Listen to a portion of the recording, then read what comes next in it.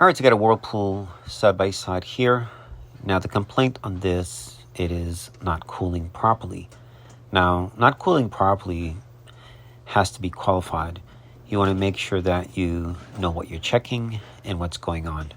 So the easiest and first thing you should check is take the cover off, 8 screws I think, and you'll need a hook.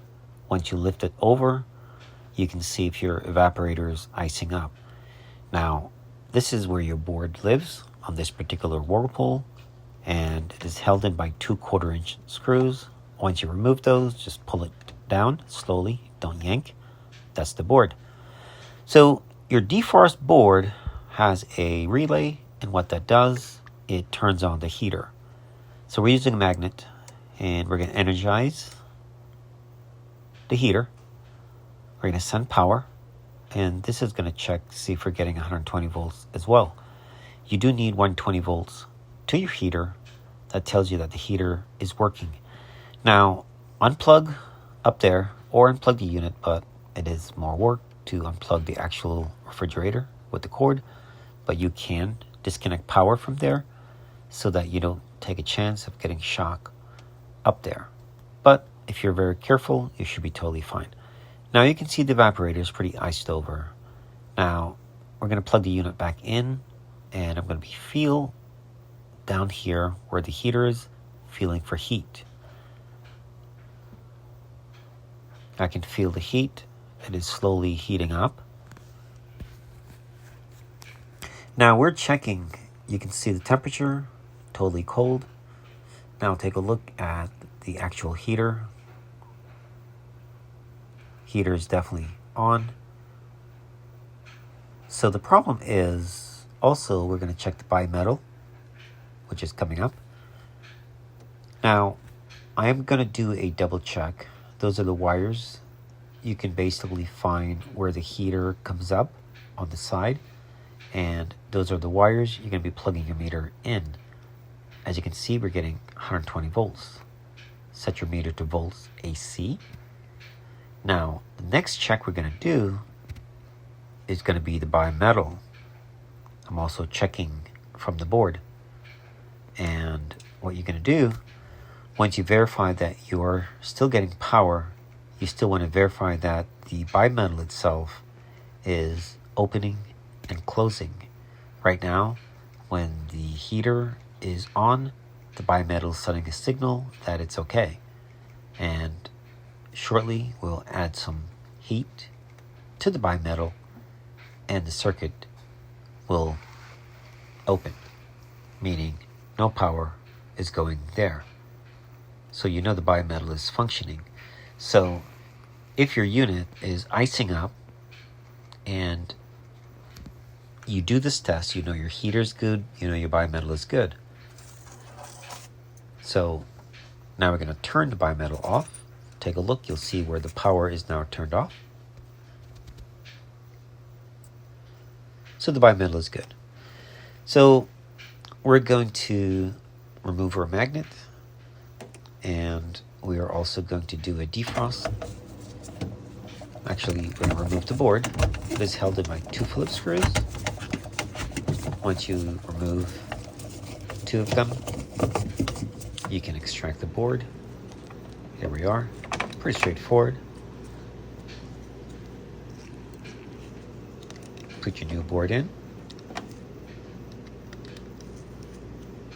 Now the reason for this, the reason why your board is able to check as I was doing, the magnet is activating the high voltage circuit. So you have high voltage and low voltage. The low voltage circuit is not working, so it's not allowing the relay to be turned on when the time is needed. So what happens, it does not enter defrost. So if you're able to check all those, your heater and the bimetal, and we're getting voltage, that tells you that the relay in theory is working, but it's not automatically working. So you would still need to replace the board, which is what we did. So pretty straightforward. Here you're going to have 2 tabs up top. and once you slide your console up, you kind of push back, and there's a lip where it grabs the console, and then all you have left, 2 1/4-inch screws, and that's that for that. Make sure you plug your harness back in, otherwise you'll have to remove it.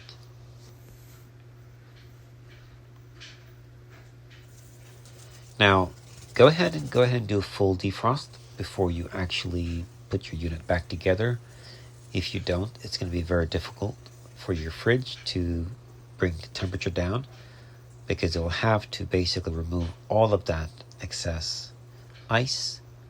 And also, as your return hole, make sure you get the steamer in there pretty well, because a lot of times it's going to be a lot of ice in there as well. I did not show it that well, but I noticed there was a lot of ice. So go ahead and do that. You should get a nice clear passage from the fresh food all the way into the freezer. So take your time, get everything knocked out so that you can get your fridge up and running properly.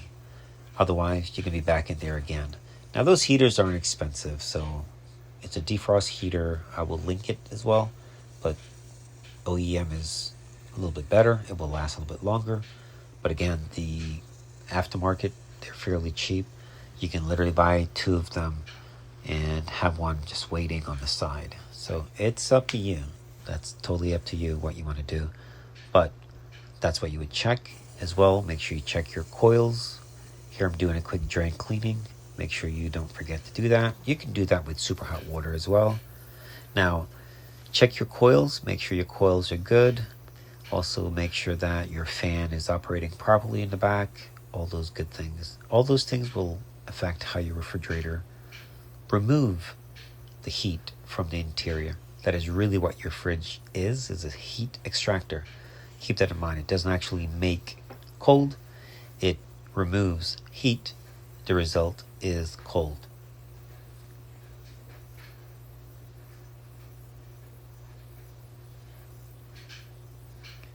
Take your time and get it all defrosted properly. Otherwise, you will not cool properly.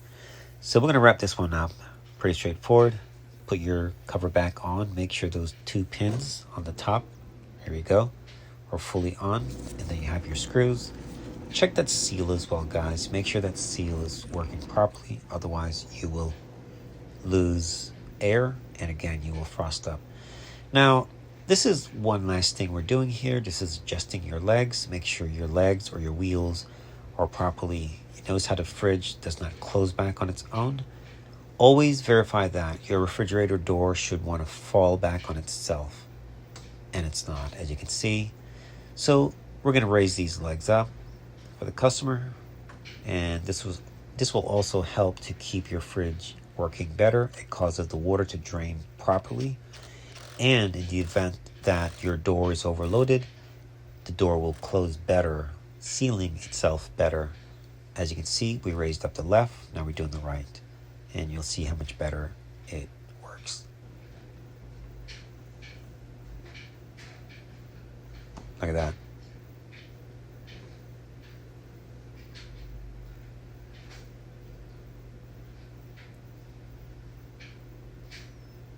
Barely touched it, and it closes.